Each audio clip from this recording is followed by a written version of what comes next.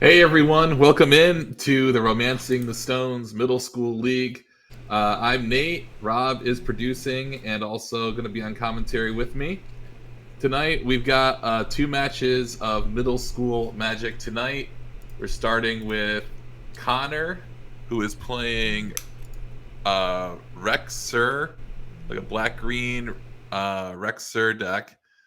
And then Connor is playing a Oath Rector, Form of the Dragon. This is pretty cool. I'm kind of excited to see what happens. For He's those got watching two Burning Wish. Yeah. yeah. For those watching at home, my camera's being a little bit weird, but I am right here along with Nate, and we're going to bring you some great middle school magic. Like he was saying, there's some Survival and Rector and some Form of the Dragon, which we've seen before in some previous leagues. Just very successful records. Yeah. So they're just resolving their stuff here, and they're doing a cut. Yeah, so they're going to resolve their mulligans and get started here. And I'm kind of excited to get this, this league started off with our stream.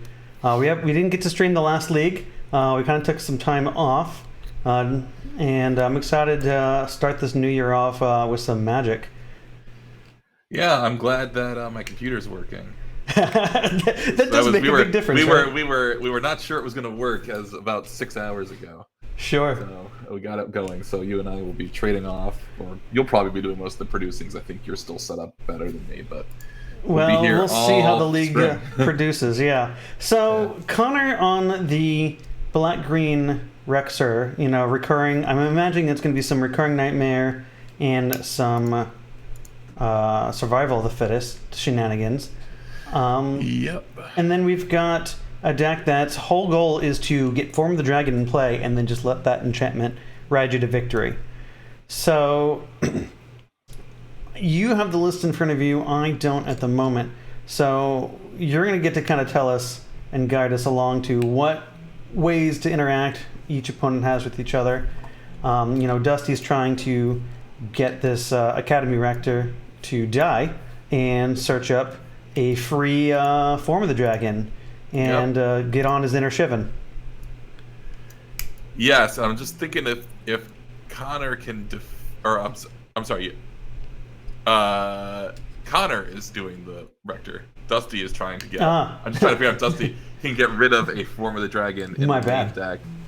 And the only way that he can do it is Pernicious Deed for, I'm gonna guess, way too much mana.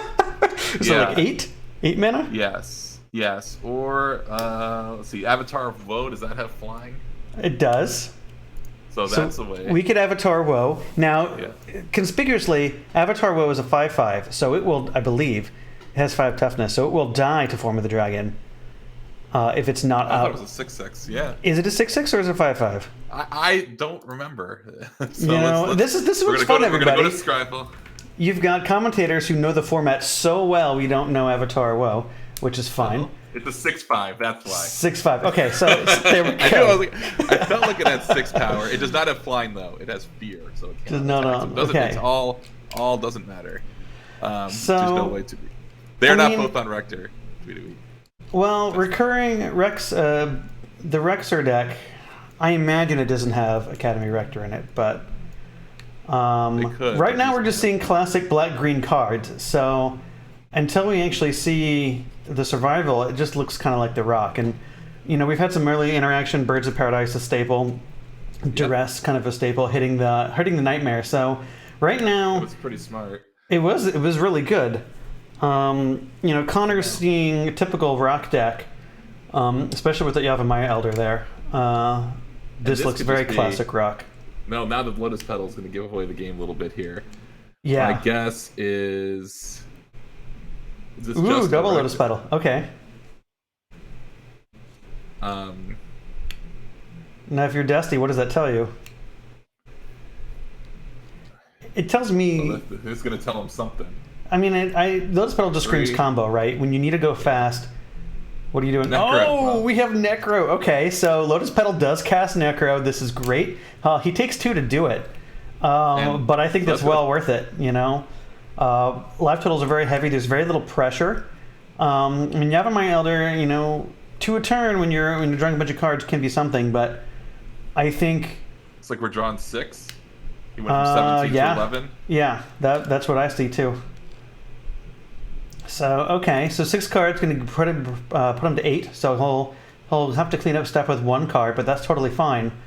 And honestly, Yavimaya Elder's not going to really do too much to pressure in these next 2 turns, but we'll see what Connor can do over the next 2 turns to kind of capitalize on this Necro. He's got access to 2 lands and 1 Lotus Petal, so he's got probably enough resources for a big turn, maybe 2. But that might be all he needs to get a Form of the Dragon in play. And then you can just start drawing extra cards, because Form resets your life every turn. That's a Forbidden Crypt graveyard. Tell me what that does, because I don't know. That is... I don't know the exact... Alright, well, we're going to look it up. And we're looking it up. If you would draw a card, return a card from your graveyard to your hand instead. If you can't, you lose the game. If a card we put into your graveyard from anywhere, exile it instead. So, oh, wild. That's another thing to get with your Academy Rector. Probably to return... I don't know exactly what.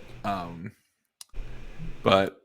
Well, with Necro, if you oath your you can't draw cards, and... Well, this means that is also true. This doesn't work with Necro. The reason it it's doesn't. discarded here, it's a dead card in this situation. If you would draw a card, return a card from your graveyard to your hand instead. Yeah, I'm not... I want to know what this is doing. Chat, if you know what this is, please tell us. Yeah, he drew a card and played it, which was a Gemstone Mine. Not a Gemstone Mine, a whatever's the name of that. Reflecting Pool. There's a Gemstone Mine, though. Yep. Can't draw cards. I like. Okay, so Forbidden Crypt. What I like about it is it just lets you tutor from your graveyard after you oath everything into it. Oh, sure. Okay, that makes a lot more sense. That's why they have it. But all right. Well, oath is looking real good. Yavimaya Elder can sacrifice itself, but this Birds is, stuck here unless Dusty has got a Cabal Therapy, which I have to imagine is in this rock deck. He does. Actually, let me double check, because the other deck definitely has Cabal Therapy. Right. The rock deck does not have a Cabal Therapy. It does. He can Chainer's Edict himself, maybe. I don't know if that's target player or target opponent. Ouch. And, it should work. I'm looking for Phyrexian Tower is also not there, so I don't see a way for him to get rid of that bird. Yeah, the only other thing that's come that I would think would be, of course, the therapy, or, if he's got the rock himself, the Phyrexian Plague Lord, or whatnot. Unfortunately, does not have that. Then this oath may get it. Here's the question: let's say he draws Deed. Deed will do it. Do you deed away the Necro? Well, or do okay. You just so let here's him the thing. say, I'm not drawing more cards. The trouble is, you only have enough mana to deed for 2. So you're either blowing up this oath, or you're letting him oath and then getting rid of Necro the next time. But I think the problem is, at that point, you're in trouble. I think you have to, if he draws the deed, has another land, you have to blow up your birds and the oath. Definitely has another land because he just drew it off the Elder. Right. So he's got enough to deed for 2. I guess my question is, would you hold it? But I think you have to deed if you draw it here. Well, deed's going to get you the petal and the oath. So and you lose your birds. And you lose your birds, but you've just drawn 2 lands, so you're not too short on mana, and your opponent is bleeding life to draw cards, and all you need to do is land a big ham sandwich to seal the deal real quick. Let's see what's going on here, because he's tapping that unless he's getting in. Oh, he's passing into Duress. Okay, well that's not the path to what we want here. It is going to tell him. It is going to give him perfect information though, because that card gets exiled for good. Sure. So it's going to give him perfect information because obviously, we know the top card of our opponent's deck is. Okay. Sure. Is the Reflecting Pool? What's it called? Reflecting Pool. Okay. Well then, yeah. So I mean, if he gets lucky and he accidentally drew the Forbidden Crypt, then he can just exile it forever. Or not Forbidden Crypt, Form of the Dragon. He already did lose the Forbidden Crypt forever. How many Form? Typically these decks run 2 Form of the Dragons. Do we think Connor is running 2? He does have 2. Okay, I thought you had 1. So, I mean, if he's got both in his hand, and we're on double duress, that could be a real problem. Although, Okay, we're going down you to. want these cards in your deck, not anywhere else. I believe that is a funeral pyre. That is, we're going to make a 1/1. Okay. So funeral pyre, if you don't know what it does, oops, use the wrong search bar there. Exile target card from a graveyard. Its owner creates a spirit token, which means that you can trigger your oath. So that beats the deed plan that we thought would get him out of this situation. Well, the deed plan lost when he tapped the bird. Well, sure, but let's say he'd had the deed and gone for it. He still would.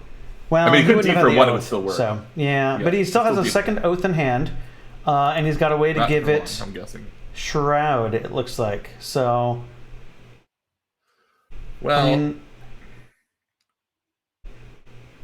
what's the play here? I think you take. My inclination is if I'm on this pernicious deed plan, I take the oath, hoping I get a deed which answers all the permanents. Yeah, and then that's right. That's my plan. So our opponent here is now going to go to their turn. Well, let's see if we have. And it looks like Dusty has the same at least thought. If his plan is to draw a deed and deed away the board, then at least we can try that. So we're gonna oath trigger here, and Academy Rector. Academy's the second card, so we still have an entire library of cards. We've got this. Well, no, he can. Oh wait, that doesn't work. No, he could play Sterling Grove, sacrifice it, get. Oh no, wait, never mind. I'm wrong here. I'm thinking about another Academy Rector, and not another. The last time I played one of these decks, I did have to hardcast my Form of the Dragon, like in the first game I played, using like 2 Lotus Petals and a City of Brass. Wild. So, it does look like we are going to. But of course, he cannot oath next turn. Unless our opponent, sorry, I gotta figure out these people's names. Dusty plays another creature, which of course, with the Bird of Paradise in play, you kind of want to. Right. So, I mean, here's the thing right now, because some of those creatures you can't play anything that doesn't fly or have a way to get past this Rector, because you can't let this Rector die, and the Avatar of Woe has fear. You wouldn't use it to kill the Rector, but you just tag right through. That would be fine. Now, do we think Connor drew? What ways does Connor have to get rid of this Rector? We have Cabal Therapy. Do we have any other avenues? Just a quick glance here. It does not appear so. I'm just looking at his Burning Wish board. But if you really wanted to Burning Wish for Vindicate, he could. Okay, so we've got a Burning Wish board. Blood. Cool. Or Innocent Blood. Okay, Innocent Blood will do the trick. That'll do the trick real fast. Because here's what he's going to end up doing. He cannot discard a Cabal Therapy here. He's got to cast one. Not that it really matters, but it does mean if he has only one Cabal Therapy and Dustin has another Duress, he could lose it. And then he's at 3, which is not a good place to be. So did we determine Avatar Woe has fear but not flying? Fear but not flying. Okay. So that's a problem, because the out here would be to cast a creature that can attack, through that. If you get a threat on board first, that can attack through Form of the Dragon, then it gives you the ability to attack the Academy. The Rector blocks, you get Form of the Dragon, and then you have another turn to attack through. But wow, he had to destroy his own Necro. Well, yeah. I mean, he's got 2 life and only so many cards in hand because he didn't draw full grip last time. But this is now his. What did he destroy it with here? Because his enchantments have Shroud. Revelation. Ray of Revelation. I don't know if he could do that. Yeah, he can't do that. You're gonna have to hop into the old Zoomaroonie. Yeah. We'll be right back.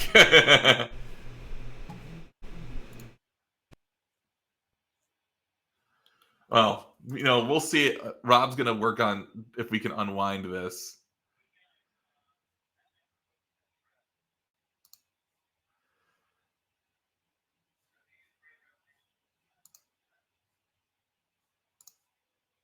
But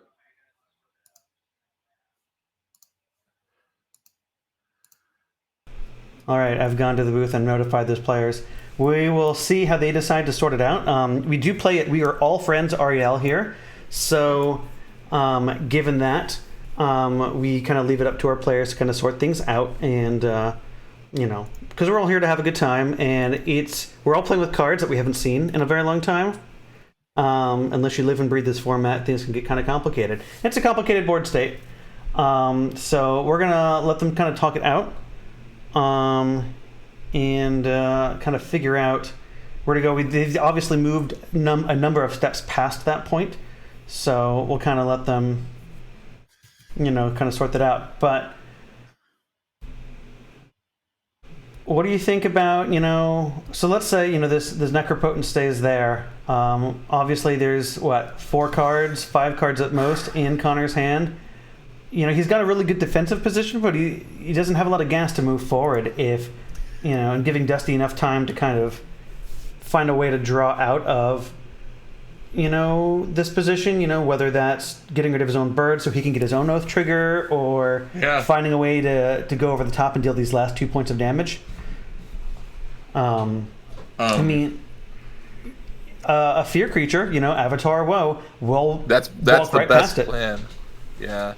You could also dig up a couple treetop villages and attack with both of them. Yeah, that'll do it. That would be enough to kill.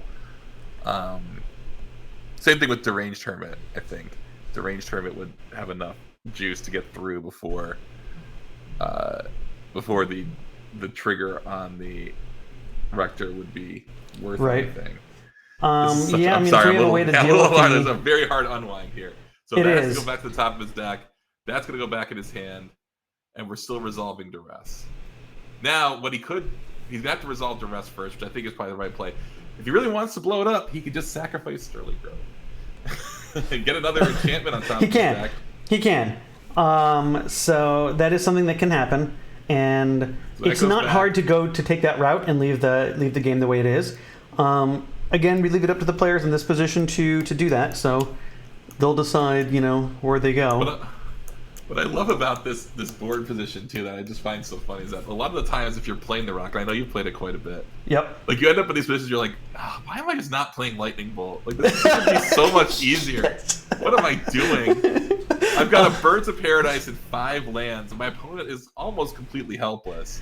Well, and it's an issue that I first dealt with when you look at the colors of green, black, and in Modern Magic. You've got many answers that sort of fill the same role as Lightning Bolt, right? It's just 1 mana answers, and they don't exist in middle school. And so you're like, oh, I'll play all these sweet black-green cards, I'll play all these good removal spells, and then you suddenly don't have them.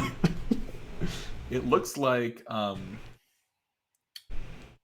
there's a treetop village, so that's nice. It does look like he had a Diabolic Edict in hand, and is that?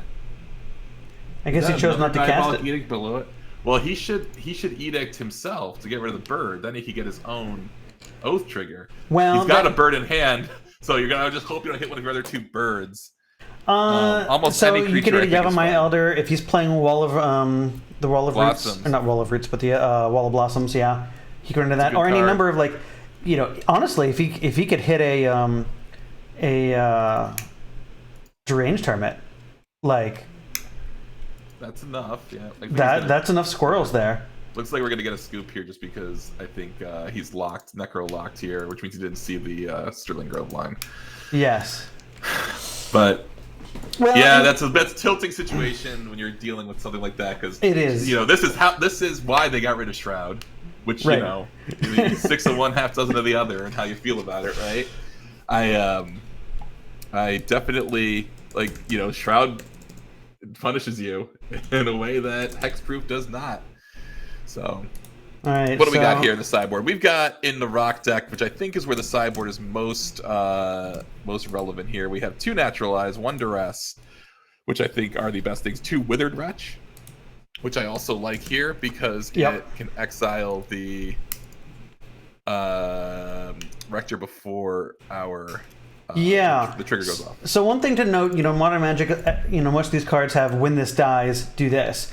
Rector has a when it's in the graveyard, when it dies, you remove it from the graveyard. If you do, so and so this effect happens. So it'll go into the graveyard and trigger. If you remove it before the trigger resolves, the trigger does fizzle, which is a well-exploited weakness of this combo, of any combo involving Rectors. You attack the graveyard because you have the ability to do so. So, in Modern Magic, when they have the When This Dies triggers, you remove the graveyard from the game with something like Rest in Peace or whatnot, or Leyline of the Void.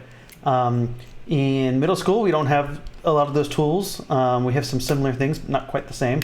So, the tools that we have still can interact with this by just removing the card before the trigger resolves. So, I agree. I think Withered Wrench is great. I think it's, severely underplayed in this format. I like to see 2 of them on the board to bring in. I'm going to just check on what this card, Cabal Interrogator, does. It appears that it is a repeatable duress. X to black, tap, target player reveals X cards from their hand. You choose one of them, that player discards it. That's not coming in here. You can't put a creature, you can't have creatures in your deck. I'm thinking that this is one of those situations too where it's like, do I just board out the birds? Because the tempo is nice, but you get in that situation where you have a bird and they have a Rector or whatever, and you have to figure out a way to get another creature into play that doesn't allow them to get something else more horrifying to play. Our opponent, knowing that we're playing a Birds of Paradise, may side in. Oh, he doesn't have any creatures to side in, so never mind. I figured you'd see maybe something you oath into that's ridiculous, like Multani Maro Sorcerer with your Necropotence or something. Yeah. Or like the Thunder Dragon, just murders the board and lets you keep going. Yeah, I mean, it's kind of a tough call, because normally you kind of have some outs with Cabal Therapy that really let you play these creatures, and then when the oath hits the board, you just, Cabal Therapy and sacrifice your dude. If we don't have Cabal Therapy in the 75, that definitely puts another dynamic to this, question of what do we do against this oath. Because if you think you can wait it out, if you think your opponent really can't do anything without this Rector, hitting the board and being activated, then maybe you think you have time to just play your treetop villages and kind of, go at him that way. Unfortunately, we saw Connor kind of box himself in that last game, but I don't expect him to make that same, play next time or be in that same situation. So I have to think that Dusty, thinks he has to be controlling, bring in his duress and hand disruption cards that he does have. And then just try to be, as proactive as he can, because I think the inevitability may still be on Connor's side if he's not necro locked. Right. And that the necro lock really hurt him there. Not being able to oath into a Cabal Therapy, all those things happen. Everything that just did not go well for him, right? Hitting the Rector when he did and everything. Yeah, Oath is Oath. The thing about Oath in general is that if you're winning through creatures like Dusty is, the Oath is inevitability. Right. Because you're gonna put a creature into play. The next turn I'm gonna get to do the one thing that my deck is trying to do, and it's not even really about inevitability. It's about just being incredibly. So other than these Withered Wrenches, does Dusty have any way to interact with the combo, whether it be Form of the Dragon or anything else? Can he interact with Form of the Dragon after sideboard? Yeah, he has his 2 naturalized in the sideboard. Okay, so those 4 really strong cards. Withered Wrench stops the combo, and Naturalize is a good way to your opponent goes to 5, you naturalize your the Form of the Dragon, you attack for the win. It's pretty solid. Choice to get rid of the Necro, because I think we're going to see a Sterling Grove, and then that's going to get Oath of Druids. Yes. So that's the same turn that. If we have an answer to Oath the Druids, let's say we have the Naturalize in hand. Yeah. The same. Yeah, that's true. We could just take. We get to get rid of the Necropotence, which can draw the cards, and then we play a Sterling Grove, which takes. He took 2 off of that. That's not insignificant. Yeah. He's going to take more damage next turn to activate and cast Oath, and if we just naturalize it, then he hasn't gotten any card advantage out of it. Whereas if we take the Sterling Grove, he casts Necropotence, we naturalize it, he just gets to draw 7 and then not have any of the ill effects of not being able to draw cards. So, and at this point in the game, there's not enough pressure to really capitalize on that life loss too quickly anyway. So, I'm for this line for the moment. Yeah, I think we're holding here's the thing. Like, we're gonna hold up Naturalize. We also want to bluff it. So if we play a Forest here on the rock side, we're not attacking, right? Correct. I 100% well, agree. We are, because they can trigger. They can't. We know they don't have hero power, right? And we see Connor with the natural draw the card you just discarded. Can't duress the top of the deck, as they say. Yeah. Yep. So now we've got Sterling Grove. We've got the Necro. If I've got Naturalize, I still think I'm sitting here, because if my opponent still gets down and gets his, gets the dragon off, if we can get rid of this Grove, then I think we have a chance. But if not, if we don't have both Naturalizers, we may be in trouble. Well, I think that at this point, now the Grove doesn't have to be sacrificed. Like, you can't Naturalize the Necro anyway with the Grove in play. Right. So if we have the Naturalize, do you think we just get the Grove here, right now, while we're tapped out and they can't activate it? Well, because otherwise I think this might be a deed. Yep. Oh, that solves a lot of problems. That solves almost all of its problems. This magical card that answers, so many cards in the format at almost all points of the game. I don't see Oh, well, you know what Connor does have? He does have Burning Wish for Replenish. That would be something. Yeah, that's pretty solid. Could you imagine you burn it, like, they D and just like, okay, I'm going to replenish? That would be... I want that... Okay, so I would love to capture that on camera. If that happens, I will be thrilled, because that would be great magic for everyone to watch. Is that a Grand Coliseum? That is a Grand Coliseum. Someone who needs to fix all colors of mana plays Grand Coliseum. That's really... Yeah. I mean, it's fine, right, if you've got Form of the Dragon in play, because then you just gain all your life back. Jeez. Look at this hand. Octavia Orangutan is interesting to have in. I don't think there's any relevant targets in it. I'm trying to figure what it might be like next leveling. But he's gonna lose another deed. So yeah, that's pretty much exactly the hand you want in this situation. You just want as many deeds as you can. Now he's gonna have to pick apart these. Like, he's got a Rector in his hand and another mana source, so if he has a therapy here. So one thing Octavi does do here is, if we deed away the board and play Octavi, or play out the next deed we have, we can play Octavi and still have mana to blow up the deed without blowing up a win condition. So we can attack with this 2/2, because your opponent's at 11. That's 6 turns. And if your opponent taps any of its mana, any land for mana, that's it. So this 2/2 is going to be big game if it comes in and starts threatening the board. Now, we've got the Undiscovered Paradise, so we've got enough to block with this Academy Rector. So that's sort of an issue. You've got to get this Rector into play. Like, you just got to get it into play, because... Yeah, I mean... That takes away the Octavia Orangutan line. It takes away the Spirit Monger. It's basically a Hymn to Torok. So if it were me, I'd really want to get, if I could, this Birds in play, just to get mana, or play 4th land. I want another black source so I can get to Withered Wrench, position. But I want to be able to have more mana in play. Now, unfortunately, we kind of have to sit in this position where we hold up deed, but okay, we got a 4th land into the swamp, so now I don't think we're pressed into Birds, unless we really want to jam Spirit Monger next turn. We could play Birds now and play Spirit Monger next turn, because Spirit Monger is enough to end this game in 2 turns. And not if you put Academy Rector into play. Well, that's true. There's no way to. There's so much text on Spirit Monger, and Spirit Monger doesn't get past the 2/2, which we can definitely cast. If you could just regenerate it before it deals damage, so that it doesn't deal damage. Okay, here's what you can do. You can play Spirit Monger. They play Academy Rector. He's also got this. Yeah, he does have this. In here. Yeah, this is a good play. Because this is just taking 3 cards down. Right. And actually, he taps 3.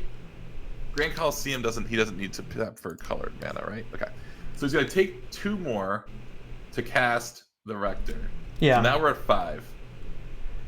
So here, or 4 even. So let's think. So the Rector blocks, he goes to 1. Or I'm sorry, the Rector blocks, he takes 1, goes to 3. Yeah, wish he had Lightning Bolt. It's one of those. It's one of those awful situations. So here's something that can happen. We can play a ham sandwich, something that can attack that isn't mana intensive like Treetop Village. We can attack, blow up the deed before blockers are declared. I don't know if there's any enchantments that in Connor's deck that will stop an active attack. Then, whatever creature's already attacking, so the mode effect of Form of the Dragon won't stop that for that turn, and you'll get through with lethal. So that is a line that Dusty has. There's nothing. So hold on, let's think about how this works. How does this work? So he attacks before blockers are declared. We blow up blow up the blocker. Then Rector hits the graveyard. We get an enchantment. You've got the list, so you can tell me if that's going to be end poorly. But my understanding is the best enchantment is Form of the Dragon. Form of the Dragon comes in. Your left total becomes 5. But then you've got Moat. But Spirit Monger in this case is already attacking for 6. So it attacks, damage happens, and you die. You would have to get Spirit Monger into play. Right, which we didn't go with the Bird's plan, so we can't do that this turn. Yeah, to me it's going to be tough here for Connor to draw any more cards, because the trample on that right Treetop Village is really brutal. He can draw 2 more cards and that's it. But then he can't tap any of his lands. So he can't tap any of his lands anyway. Right. So I think at this point, Dusty has time to go the line. If he sees the line that we've said, unless Connor's sandbagging an Oath, if you've got an Oath in hand, then maybe. The Oath doesn't do anything against the Bird, though. No, but it does if we try to play another creature. But I see what you're saying. Well, he's going to go for the Bird here, I think, just for something to do. So I'm actually kind of curious why we don't play the Monkey, because the Monkey gives us lethal next turn, right? No, it doesn't. Sorry, because we can block the Monkey and only deal 3 trample, and that won't be enough. So yeah, playing the Bird this turn, and then we play the Spirit Monger, and then we've got the Deed line that I mentioned, and kind of hope for the best after that. So he's gonna. That's an Oath of Druids. Okay, so we do have the Oath. So now, well, here's the thing. Now the thing is, it's a dead card. The Bird, he can just blow it up. Right. He draws a land here. You can even play Spirit Monger. Then he has to draw the land here. Otherwise, because we can't cast Spirit Monger on this Oath. So what's our land? What's our play here? We go to their turn. The problem is going to get to draw a card with that Necropotence, or he's got when we deed away Necro. I think drawing a card. I mean, that's fine. What's the card he could draw that wins? Cabal Therapy, exactly. Honestly, I think we have to deed at the end of the next turn. Well, we got whose turn is it now? All right, it's Dusty's, and we're casting. Turn. Yeah, we're putting Spirit Monger down. Okay, so we're getting another Academy into play, which is fine. It still doesn't mess up the play. No, it doesn't. He's going to oath into Cabal Therapy, and then he's going to get. No, because we still have the win, right? Because we can still attack, blow up the blockers, and then because we can still deed for 5. Form of the Dragon. But it doesn't matter. Because, it doesn't matter anyway because he didn't hit the. That's brutal. That is brutal. I'm pretty sure that if he had hit the Cabal Therapy, I see what you mean. So he could oath this turn into the Cabal Therapy. Yeah, that would have been bad because then he gets it this turn, and we're under the mode effect. So yeah, now Dusty has a clear line, I think, to victory, unless we can get rid of this. If we have like Sword to Plowshares, that would do it. But I don't know if his Swords is in that 75. But now if we just attack before blockers are declared, deed for 4, and then we get dragons, but we're already attacking, so it doesn't matter. I don't think that happens, right? Because I see. The deed trigger resolves. The Form of the Dragon comes into play. I'm just trying to. I don't see anything else unless he's gonna have Also, it doesn't matter because Form of the Dragon doesn't even raise your life total till the beginning of your upkeep. Oh, it does that. You're at end step. Okay, so never mind. I always that's stupid. So stupid. So 6 will be greater than 4. We do have a path to victory here. Form will reset life to to some amount, but the life total is going to be less than what Spiritmonger attacks for. So we're going to duress here to make sure the form's... Look, he's got the replenish in hand. Replenish. So this is it. This clears the way. Dusty does have a line to victory here, if he sees it, assuming we're not missing anything specifically from Connor's list here. The way he's being kind of... I'm interested... I don't understand why you would cast a Spiritmonger if you didn't have this plan. If you didn't find this plan, that's what's confusing me. Well, okay, so let's say Dusty is not, especially now that he's got perfect information. He doesn't have to attack. He doesn't have to do anything. He has the ability to draw the game out, so he can play to not lose this turn and then go the next turn if he really needs to, because Connor's not drawing cards and he's not. I mean, I guess with 2 blockers now you can draw maybe an extra card. Yeah, okay, really I don't like this attack at all. I don't like this one bit, because now we get Form of the Dragon in play, and I think we're... Hold on, unless Dusty has Naturalize in hand, he's going to let him put it into play. Okay, well, but yeah, I guess I prefer to win, I suppose. But hey, that's okay. If Dusty doesn't see this line, what does this line do? He takes 1, goes to 3. He gets 2, but see, he gets 2 Rector triggers, so 1 Naturalize doesn't do it. No, but the 1 Form of the Dragon's in his hand. This is true. Like, so this is an absolutely brutal situation. So what do we think the other enchantment's going to be? Because we can't even naturalize it because we've got. I can tell you what they are. We have the Grove. Well, I guess we can blow up the Grove. The rest of his deck is 1 Necro and 3 Sterling Groves. That's what's left in his deck. Okay, so he does not have another. Because he's got the Forbidden Crypt, which wouldn't help him here anyway, and the Form of the Dragon in his hand. All right. Well, it's just a brutal. Oh, I guess he also has 3 more Oath of Druids in his deck. Okay. So he can Oath of Druids all day. Spiritmonger gets a counter, everybody. This is cool. Yeah, that's cool.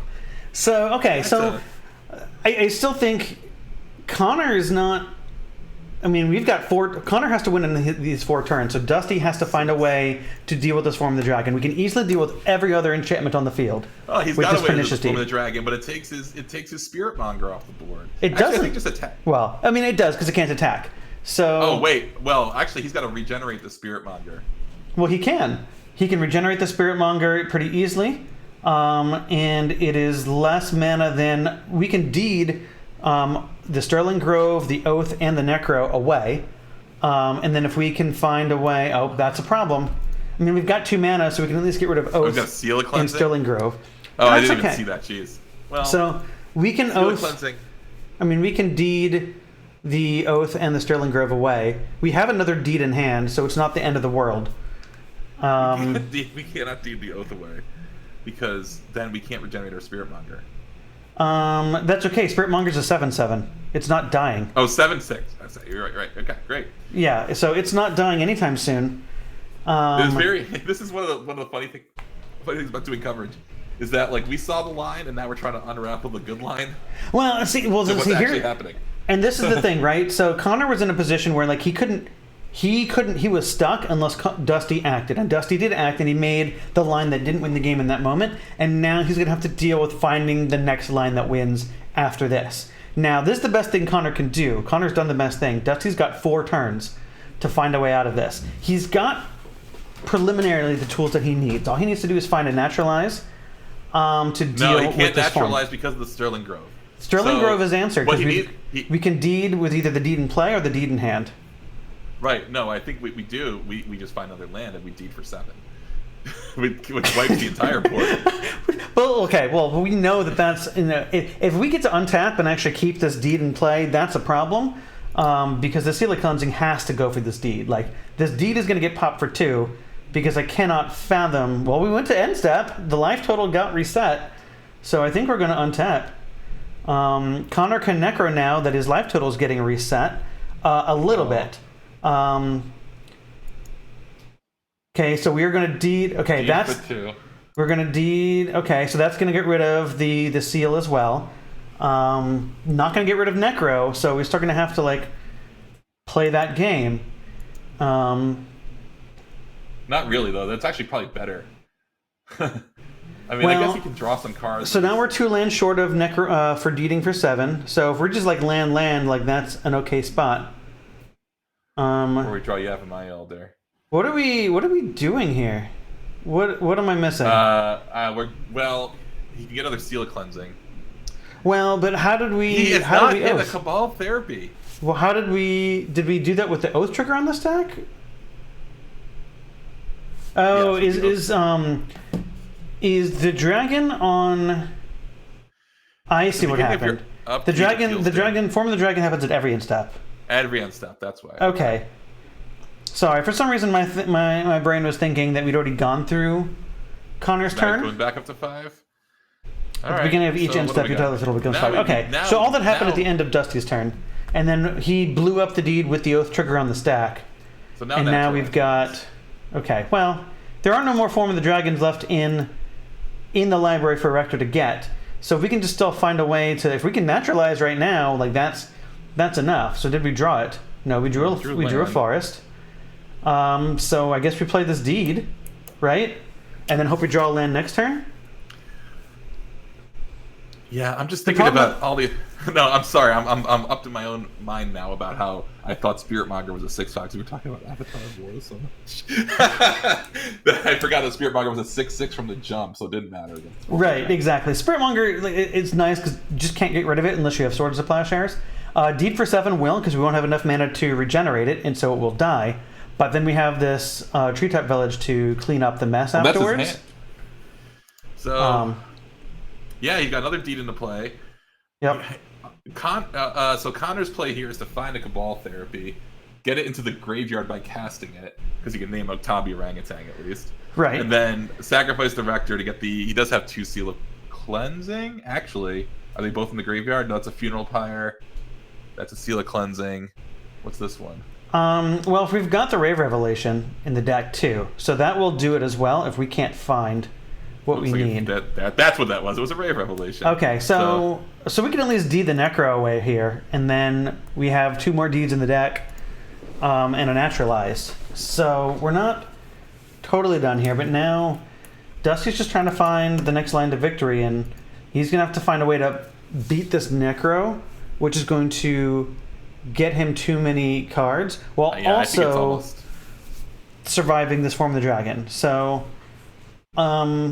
strangely enough, Dusty's life total is still 20. I feel like it should be at 15. I don't know what we dealt 5 damage to at the beginning of the upkeep. Yeah, I'm trying to figure that out myself. Maybe he thought Spiritmonger was a 6/5. Maybe he's listening to our Trenchant Insight. But let's all give a moment to clap for Connor, who is living everyone's dream and is a dragon right now. Not just that, but he's getting to do the busted thing that dragons do, which just kind of have supreme magical powers, and he's abusing necropotence. Well, whatever's happening, maybe he forgot the trigger on the Form of the Dragon the first time. Nope, now they're at 15, so I think they just figured out they missed it. They just did it, 'cause now it's his upkeep. Yeah. No, because he just went to draw a card, realized he forgot it at the beginning of his upkeep. Okay. Well, he drew a card, then quickly pointed to the Form of the Dragon. He's got a lot to remember with all these delayed effects from the Necro. He does. He's got a Lotus Petal. Play another Form of the Dragon. 1, 2, 3, 4, 5, 6. Would you do it? Oh, he can play the Forbidden Crypt. And now he's just drawing out of his graveyard. So that's what's happening. So, but he gets to pick any card out of the graveyard, right? Or is it just the top card? Yes, it's when you would draw a card, you return. Oh well, that's pretty spicy here because now we're gonna get the Sterling Grove, and then I think the game's gonna quickly get out of reach, for Dusty here, because he doesn't have time to answer Sterling Grove and Form of the Dragon and all this other stuff. So. Forbidden Crypt, originally printed in Mirage. It is not a reserved. Which explains why it's sort of an insane card. Yeah. Which bunch of weird text. Well, it's really interesting. I mean, it is the original Underworld Breach, if you want to. Sure. I guess not really. It's whenever you would draw a card. If you got that thing set up with a bargain, poof, pay 1 life, tutor from your graveyard. Right. Write that down. Write that down with that vintage. play this 5-mana Mirage enchantment, you know? And then 6 mana. There's Right. Black Champions used to be so. Yeah, Black Champions used to be so awesome. Used to all be so sick. So now he's Form of the Dragon and Form of the Lich, as I guess it would be. All right, so these cards that go to the graveyard do get exiled, I believe. Yes, for the same effect on Forbidden Crypt as is on Necro. Oh, Himiko Rock. Well, that's something to do. That's literally something to do. Yep. So does this mean that we don't have a library anymore, and that we're just actually drawing from what's left in the graveyard? We return Oath of Druids. Well, that's not great. That's not great. 6.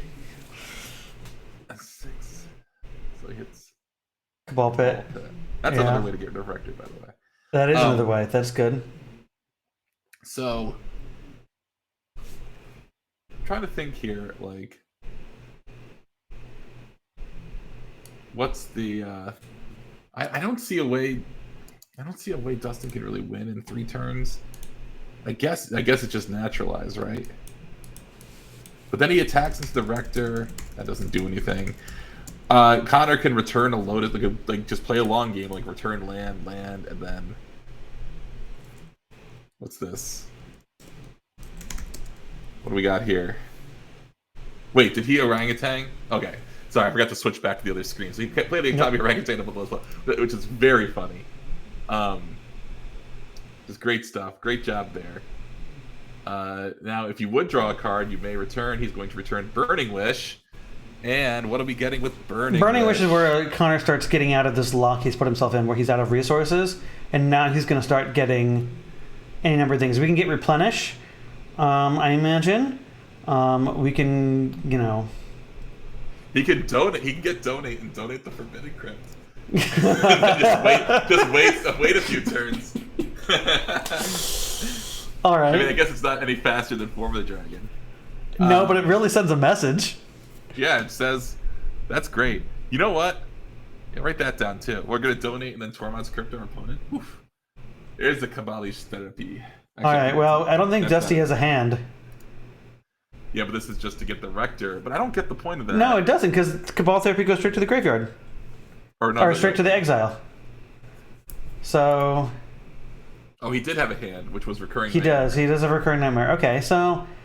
Does Recurring Nightmare do anything here? I don't know if it does. Now... Oh. The only card in Dustin's deck that has any really amount of text is Naturalize and then a Swing Out.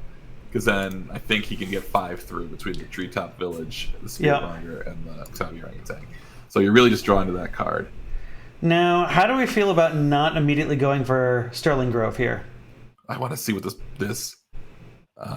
Well, he's gonna if he gets replenished, he just casts Sterling Grove, or get it back. Oh, he did. That is the donate, isn't it? What are we gonna donate? Oh, he's gonna land. He's gonna lock him. He's gonna make him so he can only draw from his graveyard, and so now he can't. Okay, so now he can't draw Naturalize. He doesn't have any more tools. So we have Birds of Paradise we draw from, and then we can cast.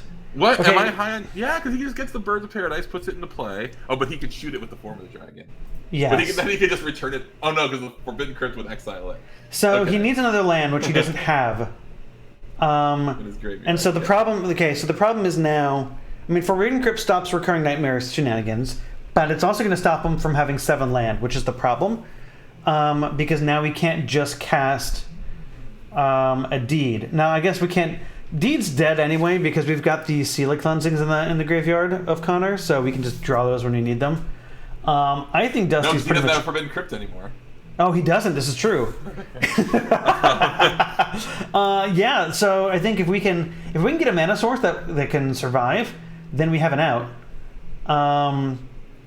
But so we're gonna draw our Deed. We're gonna play that, and then just if we have a mana source in that yard that we can draw from that won't just die, then we're in business. Even if it's the Yavimaya Elder, I don't know if we have a Yavimaya Elder in there.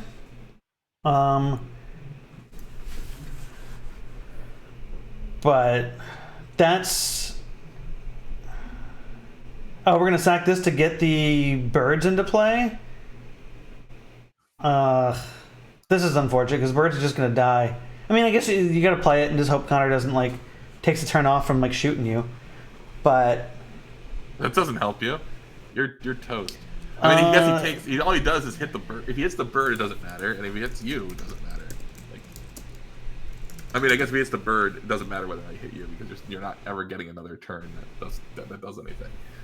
I guess you can return a deed again. Right. I don't think we're going to get past this now because we can't deed. We're 1 minute short of deeding the form away, and I don't think we don't have a way to get it. Well, no. Here's what we can deed the forbidden crypt away. Forbidden crypt away. So, yeah, that's what we're doing. So next turn we draw the other deed in our yard, and then deed the crypt. But that's too late, right? Because we're at 5, so we're dead. I don't think we have any avenue to victory.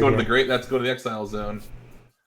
Wow. Yep, there we go. Okay. He'll say that, but it doesn't matter because we don't. Dusty's not going to get another turn. He can get rid of the forbidden crypt, but he's, Oh, okay, no. Here's the out. Upkeep. Get rid of the forbidden crypt.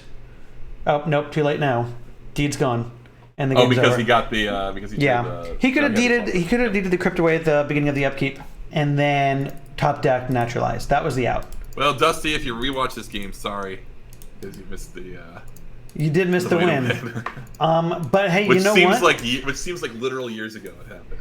I will. You did give us a great game to call, and we're going to go to game 3 here in a moment, which is wonderful. A nice, back and forth game. Now that Dusty has seen, what's going on, I wonder I'm curious how his decisions might change. But this is interesting. We've seen that if Connor doesn't get he can lock himself into this corner where he puts up this wall, but it doesn't do anything. And if Dusty just plays conservatively and around that, he has the ability to draw out to his answers. This is really a situation where you're the rock player. You got to, you have to consider every play. Yeah. Because he did have it. I think if he had thought a little bit longer, he would have found it. Yep. And but you got to understand, your cards are very easy to figure out, and you gotta yes. and really your opponent's going to be doing a lot of stuff that is ultimately you're probably just going to have a way to kill it, and you're all your cards are they attack or they destroy something. That's pretty much the entire deck, right? So if you gotta not rush, which I know is hard because you feel like you're under a lot of pressure because your opponent's casting Oath and they're exiling stuff and they're putting Forbidden Crypt into play, and the upshot, and they're using Necro, and you're oh man, I got to do something fast. But if he hadn't done it, he would have been in fine shape. He would have. And also, playing on camera, even if there's no audience, that does things too. But I agree.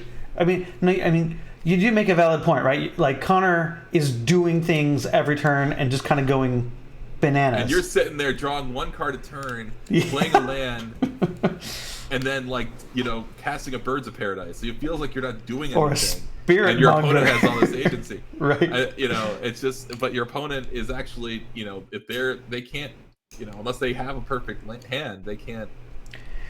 Connor's deck is very ambitious. It's attacking his own life total quite a bit. It's not extremely fast. But it is very powerful, and that does balance things out sometimes. I'm looking from Dusty to be turn 1 Birds into a turn 2 Withered Wrench. That is my plan. That is what I want to see from Dusty. I think Dusty has 8 cards that really affect this game: 4 Deed, 2 Withered Wrench, and the 2 Naturalizes. I want to see more of those. We didn't see any of the Deed, or we didn't see any of the Withered Wrench or the Naturalizes in game 2. So this rock deck does not have. I guess he's got 2 Phyrexian Arena, and I guess he's got the survivals too. The survivals are not very good here. I mean, he's got no way to survival for a thing to kill an enchantment, which sucks. I'm not even sure such a creature exists in middle school. In green and black. I mean, there's you have Elvish Lyris. Elvish Lyris, okay. But that it's summoning 6, so it can be an issue. You can't just play it and have it do its thing, like the I'm just Orangutan trying to think does. what's the best thing. Like this is why like Sylvan Library is so valuable. Sure. Necro is also pretty good. Necro would be good here because your opponent's not pressuring your life total at all until they get 4 with the dragon to play. You can't beat that anyway. It's a problem. But Nantuko Vigilante, does that destroy the Nantuko Vigilante, yeah, that's it. That is a good call out, chat. Thank you. That is definitely the green's answer to playing and activating the same turn. Well, it is sort of. It's got to be morphed and then flipped up. Sure. So that's a what, 5 mana to do it all, or is it 6 mana? I forget. It's 5 mana, 3 to 5 cast. mana. Okay, so it is a 5 mana disenchant that can attack. I couldn't remember if it was a morph to disenchant or if it was threshold disenchant. No, it's definitely morph. It's a sweet card. I'm just trying to think like. Yeah, like if you need cards, that's why I know we've talked about this. If you say I'm wrong, and you're probably right. Well, that's good. The duress here is going to be excellent. Excellent for Dusty because he cannot duress Withered Wretch. Can't duress Naturalize. This is excellent. So we're gonna hit this Naturalize, but we've got Withered Wrench and we've got a black source to cast it, and then we've got this Deed sitting out in hand. So. Deed's not great with your Withered Wretch to play it as long as this is true, but it does provide some sort of insurance. Now, obviously, there are ways that kind of can get rid of the Withered Wrench. I don't think they're any good. Any of them are. Well, he's got Cabal Pit. Cabal Pit, but he needs to have threshold for that. He also can Burning Wish for Innocent Blood. Which is why I thought the bird into Withered Wretch was such a great play. Right. He's got Burning Wish for Vindicate as well. But well, we've got Oath. Okay, so we're at least going to get our 2. We're going to get our 2/2. So we're not going to be able to attack too much, unless we drew another disenchant. I'm not sure I care. Like if I have disenchant, I'm not sure I care about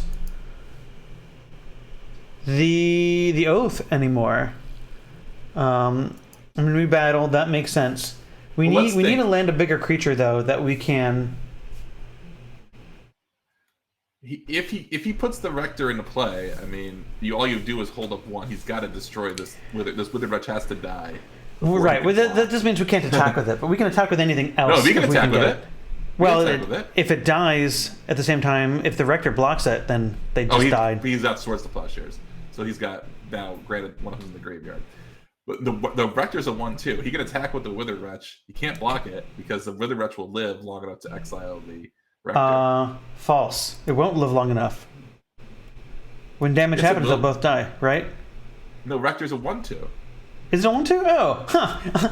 I'm terrible at this game. I thought Rector was a 2/2. Never mind. He doesn't have it up. Oh, because he played the Deed. Oh my God, he played the Deed. We miss it all. Yeah. I wouldn't have. I clicked back to Connor too fast. Playing that Deed was. All right, so really, we're on a 1-outer now. We've got literally just the Naturalize. I guess like if you had hit, that was not great because like the high market is just brutal, but right. But because he doesn't hit the Cabal Therapy, and you're like, oh, phew, I faded the Cabal Therapy for 1 Oath activation, and then the guy just drops a high market from his hand. Yeah, I'll gain 1 life. Oh my gosh. Yeah, I'll gain 1 life. All right, so anyway, the game's also over. We're on a 1-outer. We're on a 1-outer, a pure 1-outer. Yeah, and this is just, I guess this was Dusty's. I think this whole match was sort of Dusty's to lose. The way Connor has played this deck is he puts himself in this sort of like defensive position where, you can't play your creatures because I'll Oath, or you can't attack me because I'll Rector. And if you just don't do those things, you've got time to draw your answers. And I think that's what I said about being patient. Yeah. I would not. I assumed he was not going to play that Deed, so I clicked over to Connor's match. And now he's just deeded away the Oath, but now he's just going to take 5 every turn. Yep. I don't really know. Well, this just means that he's got the ability to go again. Okay, Sterling Grove's a problem. Now we don't have any answers because we just deeded away our answer to Sterling Grove. Because we needed to play a land so we could deed and naturalized. Yeah, I think they're writing to the wall here. Got the Dust Bowl for the high market. Way too late. Yeah, this is not how we wanted to draw it up. Dust Bowl's brutal. Dust Bowl is sick against his deck. I think every land's a non-basic. If you hit the peat bog, with the Dust Bowl, there's no mana. There's the reflecting pool. All right, so we've got another deed. If we can draw naturalize, do you think? I mean, I guess one-time dealer for Dusty. I don't think so. No, I think we're gonna have dragons win this one. Dead, yeah, 2/5 dead. So I think we're gonna see. What an interesting. Lorian said in the chat, I think, that we were befuddled by Connor's deck. I don't think I was befuddled by Connor's deck. I was befuddled by the rock deck playing everything out so fast. I just feel like, man, if he had just taken a deep breath, right, between every play, he probably would have won the match. But I can't imagine it happening here. So we get to play Necro. We draw 4 cards. Dusty goes to 7. He's got this turn to deed, and then blow up the form. He's got nothing. He'd have to get to 7. So, I mean, you're not doing anything unless you get to 7, and that's not happening. No, because if we draw the naturalize, our only out is naturalize. We have the deed to blow up Sterling Grove, and we have got one naturalize. Okay, yeah. So we can blow up the Grove, and then we have enough mana to naturalize. That's our out. And unfortunately, we had our only naturalized duressed. So no, he's got 2. Well, this only naturalized we've drawn. You're right. There are 2. We've drawn I did misspeak. Well, I really want to see Dusty get rid of this form of the dragon, so then we can keep playing some Magic here. Well, we got a second match coming up, so well, this is true.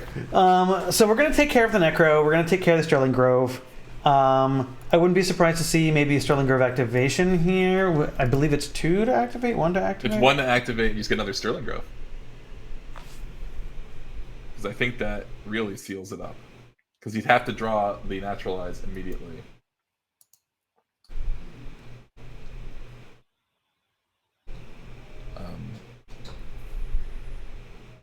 Did he get another Sterling Grove?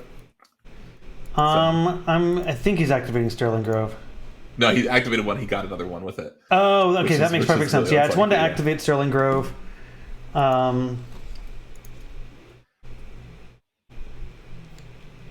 So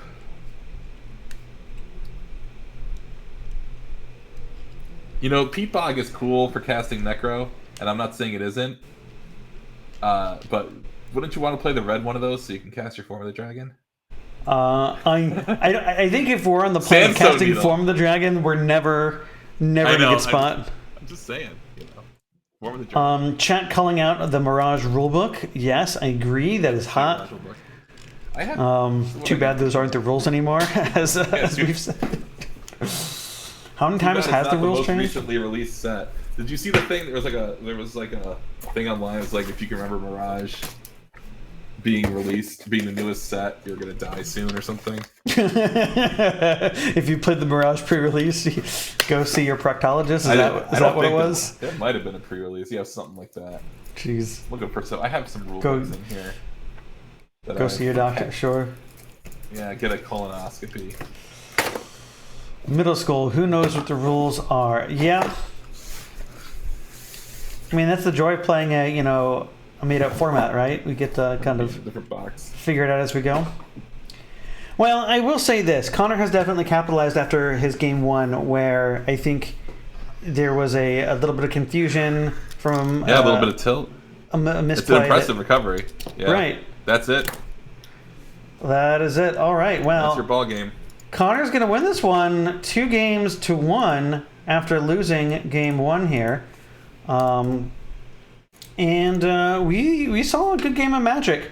It's definitely not the way Dusty kind of wrote it up. He had, I think, a great hand game 3 and just was a little ambitious, and Connor was able to thread that needle. So that was a it was kind of cool to see, Counter-Strike actually function on all cylinders. But sorry, I'm looking at Raja's stream as he's getting his ready.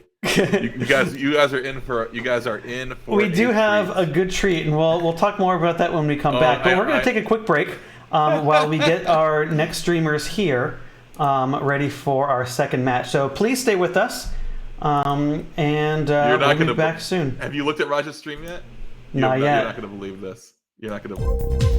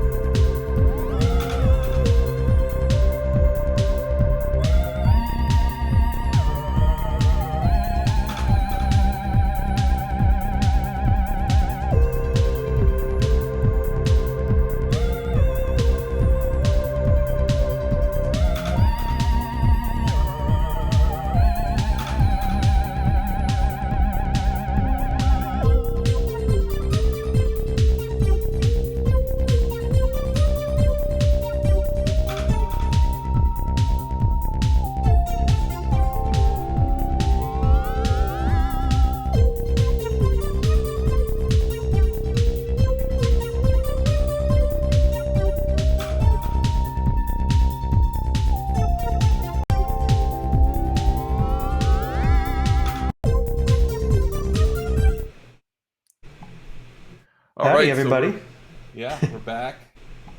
I this match is gonna be something. There's gonna be a lot of looking stuff up. This is going to be. For everyone who is here. This is going to be a treat. Raja is playing a deck. If you see the back of his deck, it says Proxy on the back, and it is unsleeved. And you'll still notice that it is a size larger than his opponent's deck. And for those of you who know the format, you might have an inkling why. For those of you who don't, you're going to be in for a treat.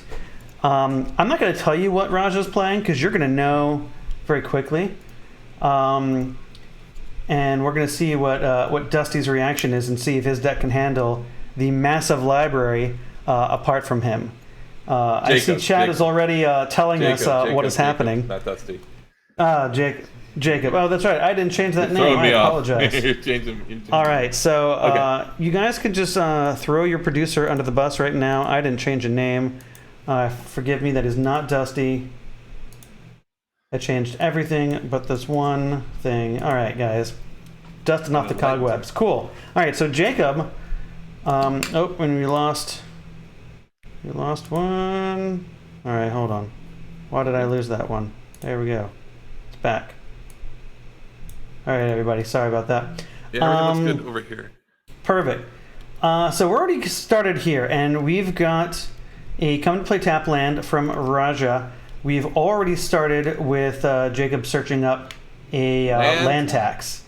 So we're already off to the races here. I don't know what he's searched up. I don't know what he's searched up. Doesn't look like a land tax to me. I'm just joking.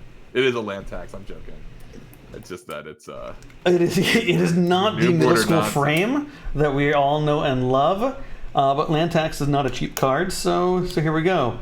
Now Jacob very clearly has one land in hand, and is about to have a lot more thanks to Raja needing to play the game of Magic.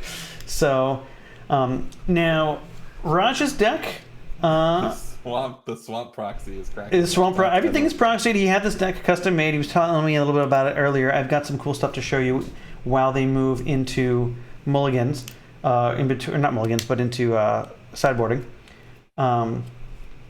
But this is kind of a cool treat, and this is one of those things where, as much as we love webcam Magic, we wish the world, made sense and that we could all play in person.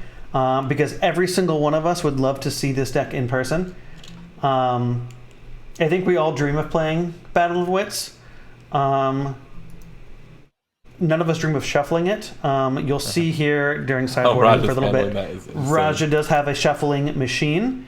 So he has, of course, spared no expense in making sure our viewership of this game is enjoyable. So we're not going to waste too much time shuffling.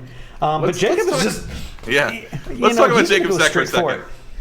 So Jacob is playing a red-white Rifter deck. So he's going to have some cycling cards that are going to deal damage with Lightning Rift. This is a cool build of the red-white deck, the tax rack decks. A lot of them are red and white. I like the one I play has Devastating Dreams and like a bunch of protection from red creatures. There's also other builds that are better than that.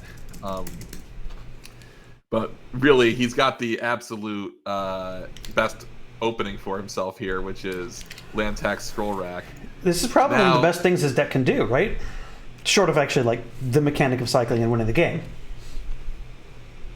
Yes, because he's going to very quickly just drown Raja in cards here. He's got 4 Mox Diamonds, which are going to allow him to keep up on mana as well. Very important card here in this deck. So sorry, because I know they're expensive. But they are very important. Yep. And I'm just thinking about, now the question is, though, can he beat Battle of Wits? Battle of Wits triggers the beginning of your upkeep? Yeah, so you have to survive a whole turn with it. But noticeably, the Battle of Wits decks typically operate like a control deck. Mid-rangey control, right? They're full of a bunch of cards that just kind of try to interact as many angles as possible to get you to Battle of Wits. This looks like a 4 colors. I don't think he's playing green. It's like basically a 4-color control deck. I believe that is the case, yes. He's playing 4 colors. Now, I will say, I believe this is a direct lift of a standard deck. Because I don't see Enlightened Tutor in here, but he is playing white. They. So I believe he did lift this list from Huey Jensen, who I believe made a top 8 with this at an event that mattered. Well, I have some stuff he shared with me that I'm going to show you when we go to sideboarding that that I thought was too cool not to share. So, but yeah, no, this is a competitive list. It did well at an event, and I don't know what modifications he made, if any. I think if we're gonna try to be purist here, we made none. I don't think we're all possible of making no tweaks because we all like to take a good deck and then make it bad. That is our forte. I discovered Paradise another great card in this deck because it'll bounce right back. Right. We're getting 4 lands into play, or 4. That's a Blood Moon. That's real. I don't know if Raja can. This is it, right? He's got to probably have to. He's probably got a counterspell of some sort. He's gonna have to. Draw a card. I guess counterspell is what we want, man, because Blood Moon is okay. Oh, yeah. See, we've got the permission because we can't beat Blood Moon otherwise, right? In our 4-color deck. So now he draws a card. Yes. That's a chromatic sphere is such a nightmare in rules templating. It is. But The drawing a card is part of the mana effect, which is a weird part of the templating. So you cast your spell, put it on the stack, and then draw your card. Just looking quickly at Jacob's deck here. Trying to think of what he's going to have to get through. He's going to have to get a spell through. That's actually the thing here to mention. Though he can use Decree of Justice, which is a way to beat a counterspell. He can. Roger does have answers in his deck. Now, is he going to draw, them? And who knows? That was the only Blood Moon in the Okay, deck. Here we go. Diabolic Tutor. We know what this is getting. Or at least you have to assume we know what this is getting. Now. Yeah. Notably, Raja only has basic swamps. So if another Blood Moon resolves, we're at. Well, there's no other Blood Moon. So only one Blood Moon in the 75, or at least 60. Only one Blood Moon in the 60. Okay. Yeah. So that's good. And no Wastelands. So. And so now we actually looks like beg the question. I think Raja's gonna get. It's one of those things like, yeah, at least all that arcane babbling and hand waving you did was impressive, because. He's got the seal. He's got a Seal of Cleansing in his deck. Got 4 Enlightened Tutors plus Scroll Rack and Dig. So, Raja's tapped out with no force. Brings out the card shuffler, everybody. All right, so everyone say thank you to Raja for doing this for us. He knew what he was getting into, and he's come committed, which is great. Now, here's a big question though. Raja's tapped out for a control deck. That can be a problem. So.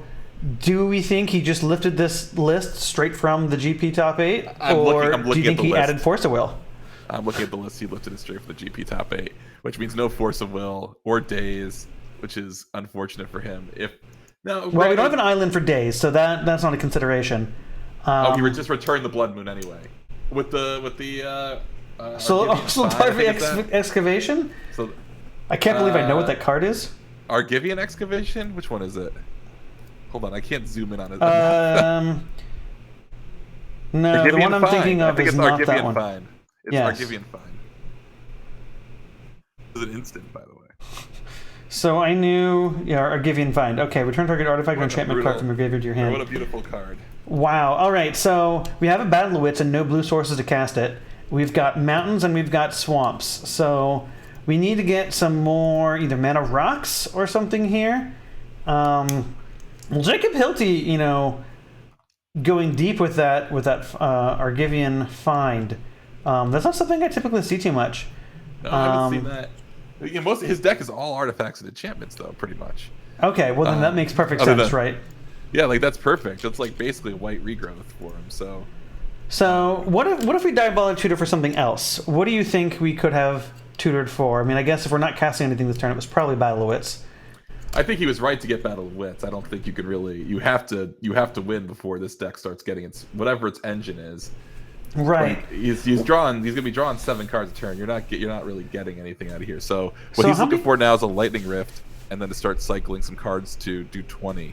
For those who've never seen Battle of Wits is a 4-mana enchantment, 2 islands and a 2 colorless. and it has the rules text at the beginning of your upkeep. If you have over 200 or more cards in your library, you win the game. So that deck restriction means that you have to have a minimum of 200 cards when that ability resolves. So then the question then becomes, how many extra cards are you playing? Are you playing 220, 240, 250? What is that number? And then you got to figure out what cards make up that deck and where you're at. So that's what Raja's kind of playing with. You play 4 of everything because it really becomes a one of, at that point. How many cards do we think Raja's playing? I mean, I guess if you have the list, but I'm not going to count them. But me neither. So, how many answers do we think Raja has to Blood Moon? Well, with that we can look at. So, first of all, he's got to get a plains into play. Okay, so the answers involve white mana. First, let's look if we have a plains. We do not have a plains. So he's got to get. He has 4 marble diamonds. And chromatic spheres, I imagine. 3 more chromatic spheres.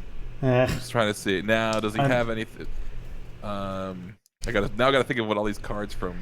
Does he have any islands? Can he just naturally draw 2 islands in a row and, sandwich this? Yeah, he can definitely do that.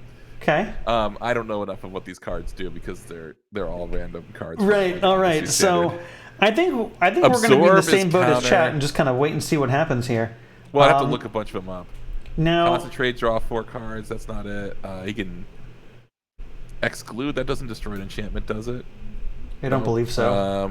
No, I'm joking. I know it doesn't. Well, while we're babbling here, Jacob is continuing to play his game, and he now has a win condition online, and we're going to see just how long it takes him to win with this. Sickening Dreams. Okay, so do you know what the rules text of Sickening Dreams is? Sickening Dreams. I don't see it in this deck. That is not Sickening Dreams. What is that? Sickening Dreams does damage to each player. Is that... And it's a pestilence for however many cards you discard from your hand. Is that Sickening Dreams or is that something else? It's... Oh, that's Insidious Dreams. Insidious Dreams. Ooh, so Insidious even better. Dreams lets him stack, and that's a multiple vampiric tutor. So he's probably gonna just put 2 islands. How many cards did he discard? I was looking at Jake's stream. 3, I think. So is he gonna just get 2 islands? That is Insidious Dreams. Wow, that's really cool.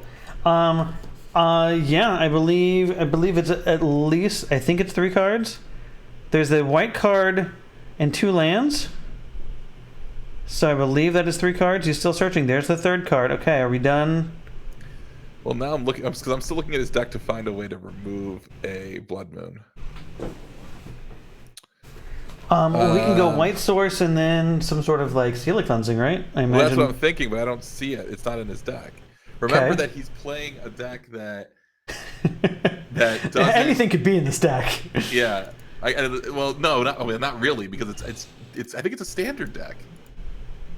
I think it's a standard deck. I can't imagine why any extended deck wouldn't have like Force of Will and Enlightened Tutor. I don't remember the exact ban list. What's Spite and Malice? Oh, that doesn't do it. Okay. What about Repulse? Repulse. Okay. That bounces it, right? So Island and then Repulse? Sure. So you play the island. Oh, that returns a creature, not a permanent. So that's not going to work.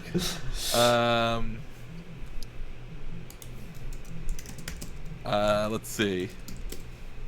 I don't see a way to get rid of this enchantment. So I would have just put 2 islands on top of my deck. He could also put Chromatic Sphere on top. He could.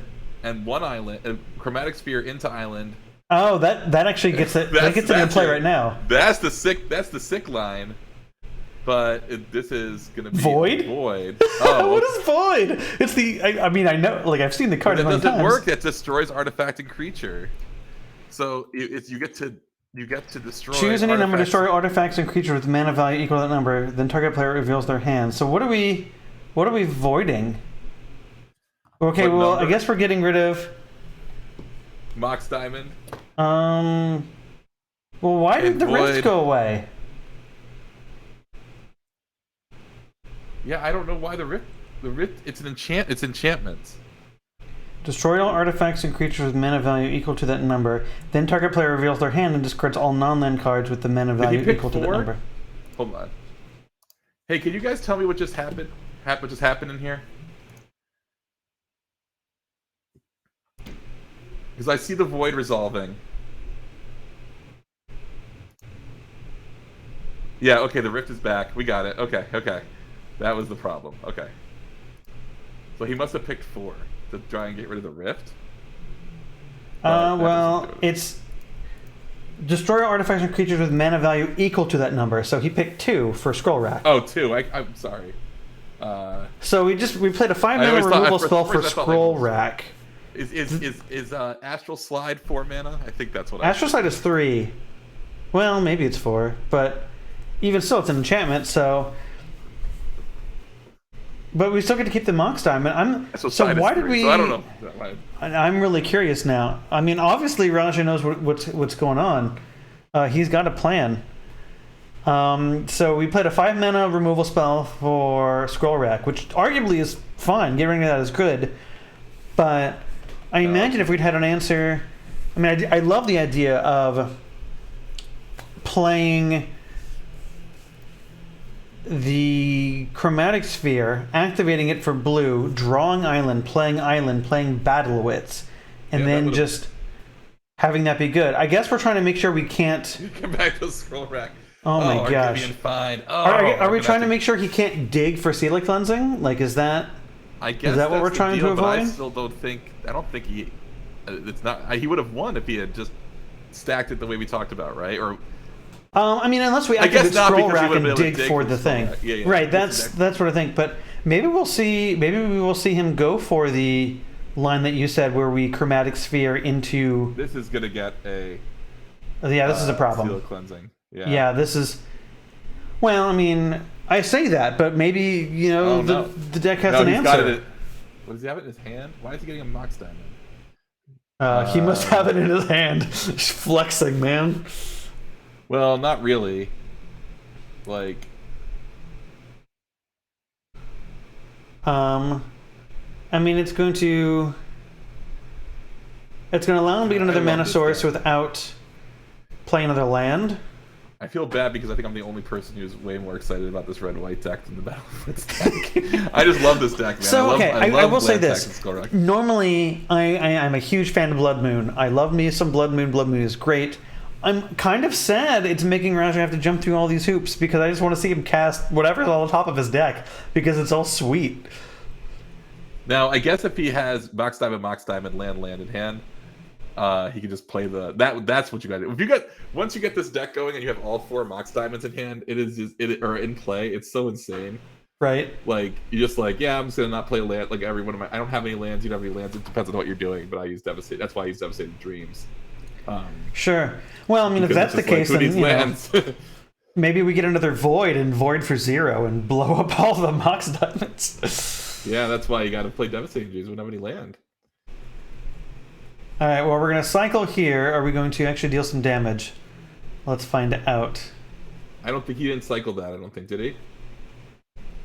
Do you think we're just discarding? We're moving to discard? Mox Diamond. Yep. Okay, sure. And he that makes discard, sense. Drop 2 Slice and Dice and a Wrath of God. That makes sense. There's no creatures over here. I will say that it would have been really cool if Raja had found there's his island. Okay. Island so we're going to do the Compulsion. Compulsion. Compulsion's great. It's one of the main engines of this deck because it allows you to just filter through this irrelevant cards, which in a 250 card deck you have irrelevant cards. Compulsion's a good card, but none of this seems to indicate to me. I mean, he must have another island under there to cast the Battle of Wits and force Jacob to have it.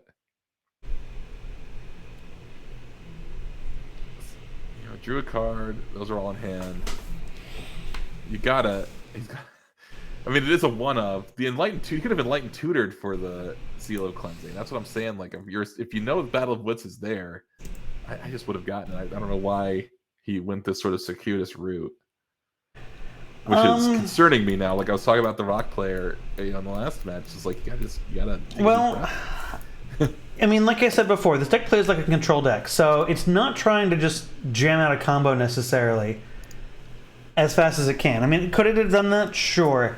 It might have won, but we've already seen one Enlightened Tutor, and which could have gotten an answer. So I like this Compulsion. I think it does a lot. The Void, I mean, if we really value the scroll rack, There's that seal makes cleansing. sense. Okay. So there we go. Right. So, But the thing about the scroll rack or the seal cleansing is I don't think it can be removed either. I mean, just like the Blood Moon couldn't be removed. So you're going to get the chance to chew up a seal cleansing. Or, I'm sorry, chew up a Battle of Wits. Now, yeah, very interesting how this game played out, because I definitely thought that Raja was going to do that stack with the Chromatic Sphere. I like that. Now, it does put all your eggs in one basket, so you either win or you don't, and if you don't, you're in a real bad spot. But maybe you've time to draw his third out, card, then he could have just made the Compulsion his third card. He could have. Well, and then the other issue, too, is that Compulsion requires islands to activate, so you're kind of starved. You get one activation, then you can't cast your blue spells. So, and we only got one card in hand, so it's not really doing too much right now. But we have one more card on top of the library that was stacked, so we'll see how Raja drew this up, and if it does what we want it to do. And I am an idiot here, because I forgot that you could stack lightning rifts. So it's basically 4 mana to deal 6 damage. Okay. Because you cycle one card and you pay the 4. Okay, so if that's the case, then that's your clock. that is the clock. So now we need a way to deal with these. Okay, so we're gonna cast Battle of Wits. It's gonna get Seal Cleansing. That's fine. Now, do we think we've got the natural? Nope, we've got no cards in hands. All right, so interesting. So we chose to cast enough to get rid of the Seal Cleansing, and then we're just gonna see what happens next. Interesting. All right, so unfortunately, he cannot win this turn, so he's kind of dead to a Battle Wits up top. So Compulsion lets you discard a card to draw a card for 2 mana, blue and colorless, or it also lets you sacrifice itself to draw a card. So it depends on what we see off of Raja's top of the deck. If we're going to, well, we can do 12 damage. 12 is more than half the life, so. Oh my god! Auras. I forgot that was in the deck. Oh. So Jacob's deck set up really well to prevent Battle of Wits from winning the game. So far, it's presented potential clocks, but we haven't cycled anything yet. I think he's gonna board in Pyroblast too, which is. You have to board in Pyroblast. No, I mean I think he has 4 Pyroblasts in his deck. Oh my gosh! It by accident, but I'm pretty sure he has 4. I forgot about the sideboarding with Battle of Wits 2 is questionable as well, because 15 cards into 60, you have a chance of seeing them. 15 cards into 250. What do it is. That Thran Foundry, such a sweet card. So I love Thran Foundry for a couple reasons in this format. Okay. It is both Graveyard Hate and Graveyard Defense. Like, if you're playing a Graveyard deck, you can actually play it, and then, like, if someone tries to crypt you, you can respond by shuffling your own Graveyard in. Sure. And then if your opponent is trying to execute some sort of horrifying Graveyard spell as well, you can just respond with that and shuffle their Graveyard. It's not as good. What the text is. Remind us what the text on that is. So Thran Foundry, one tap, you can exile it, and target player shuffles their Graveyard to their library. So good, a very effective card. Yeah. On both ends of the Graveyard spectrum. Well, we can really see that Jacob's deck is built to synergize very well with itself. Just cycle your deck, shuffle it back in, keep going. And the fact that he's got these little one-of enchantments that he can just keep bringing back is an all-star. Sorry, I didn't mean to cut you off. I was just laughing at I think Connor saying Thran Foundry is an all-star after you've donated from the Decrypt to your opponent. Very funny. That is also a thing you can do. So we're gonna see. Yes. Compulsion to cycle a couple cards. Okay. Okay, so we're gonna start damaging. We're cycling. All right, this may be it. And then I think next turn it's just it's got to have 2 cyclers by now. He took 6. Oh, it is not. It's a 4-turn clock unless he finds the other Lightning Rift.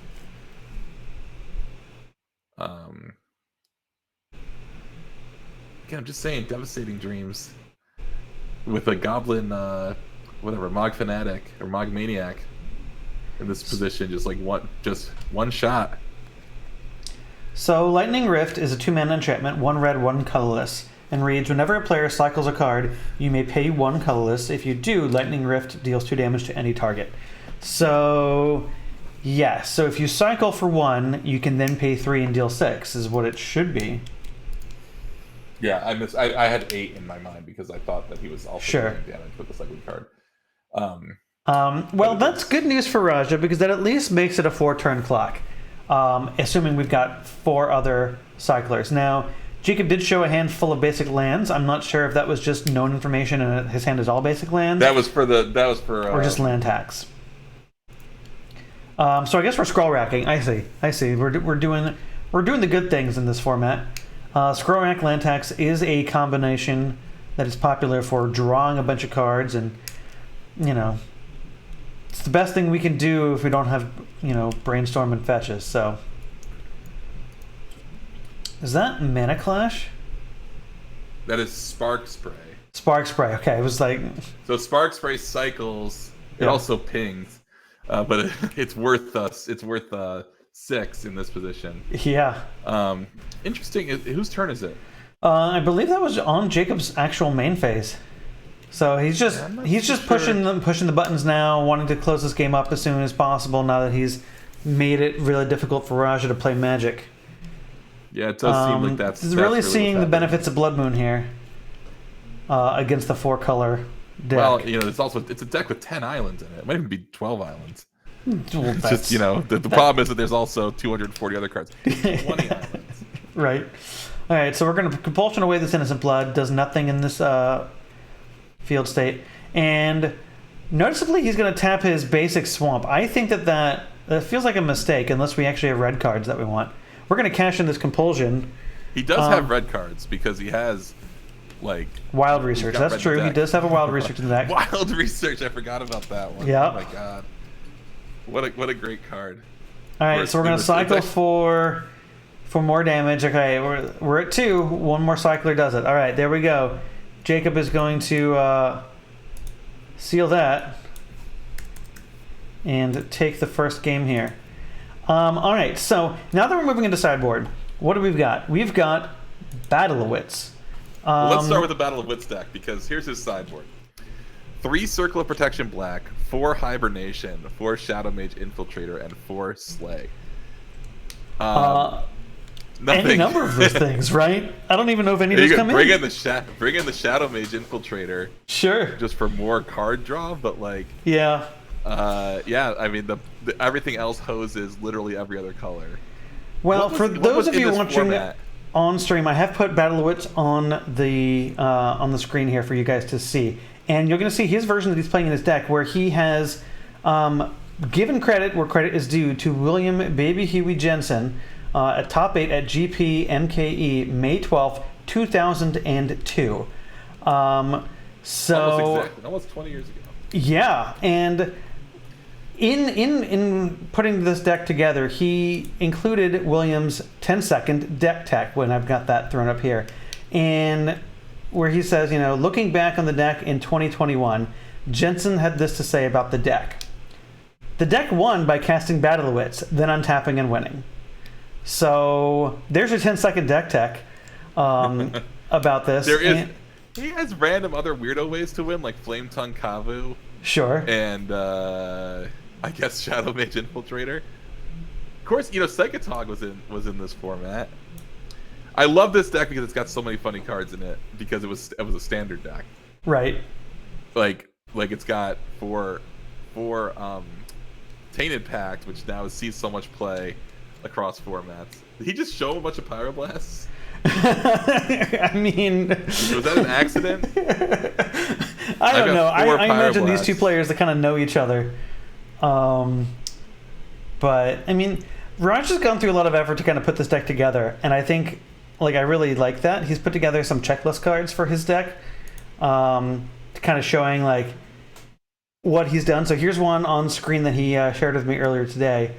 To kind of make it easier to put this deck together, I suspect. Now we didn't quite see any that he's played, so I don't know if he's chosen to use these checklist cards in his final version or if he's just using the actual cards. I'm not sure what he's chosen to do, but He's definitely come here to send a message and fully intent on displaying his battle of wits. This is extremely fun. Like he's literally just playing a standard deck that just happens to be legal. Yep. Now, do you think he was like, oh, it was kind of cool because I didn't have to think about the 250 cards or whatever's in it, but I kind of wish I had remembered that Force of Will was legal. You know? See, Raja, I know he's played decks with Force of Will. He knows it's a legal card. It's a card that I think he enjoys playing. I either suspect that it's in his deck and we haven't seen it, but you have a list, so you know it's not. Or he's just decided to be a purist, right? Right. So, that's what I'm saying. Like, it's kind of cool that's the case, but it's also a situation where it's like, you know, his deck wasn't bad. It's not a bad deck. Like, it doesn't have to be, you know, an underdog. You know, a couple changes here and there, like Enlightened Tutor, right, and Force of Will, just right off the top there. You find a way to get those in. Enlightened Tutor seems like an obvious inclusion. Force of Will, I imagine it seems fine, right? But in a deck like this, card disadvantage impacts you in a way that it doesn't, you know, in a more severe way than I think it might in other traditional 60-card decks. So I want to know. Sorry. That might be a consideration. But again, I don't know. We'll have to find out for your viewers. I want to know what else was in this standard format. Right. Four hibernation and 4 slay. Wait, is slay? Slay is like a green or white creature it kills, right? No, hibernation deals with green creatures. I'm gonna look up slay. Hibernation is green permanents. Oh, there's so many cards with slay in the destroy target green creature. It can't be regenerated. Draw a card for Kill 3 mana. Monger. So the upshot is, though, he's got 8 ways to deal with a green. I'm joking. He's got 8 ways to deal. He's got 8 ways to deal with green cards, right? So, like, what was? So this is invasion block and apocalypse block and plane shift. Invasion block. And then Odyssey, right? So we had invasion, which is where Void comes from, and then we had Odyssey, which is where Battle of Wits comes from. So it had to be Odyssey block. So invasion was a 5-color format, that block. So we at least have decent land to support what we're trying to do here.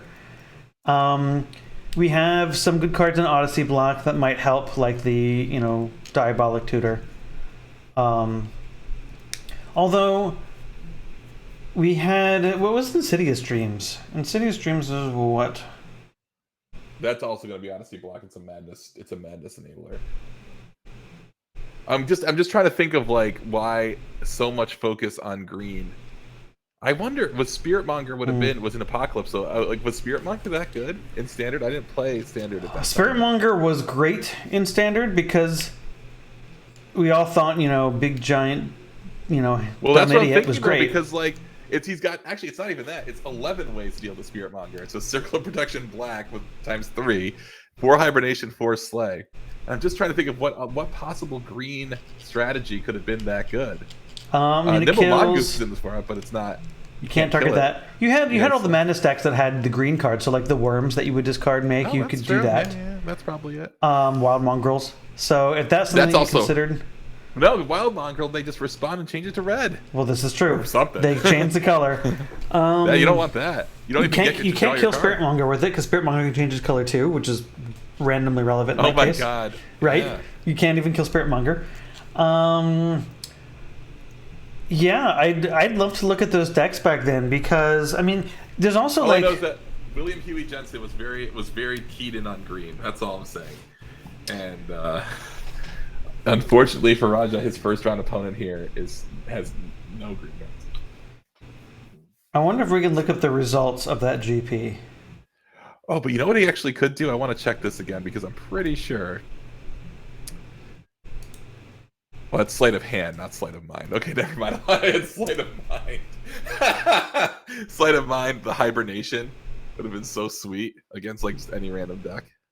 But no, it's Sleight of Hand, which is not Sleight of Mind. All right, chat. Look up what the GP top 8 of this. I'm trying to look it up as well. We're gonna figure this out. We're gonna figure out the puzzle of why we have hibernations. Grand Prix Milwaukee, 2002. William Jensen made 7th at that with Battle of Wits.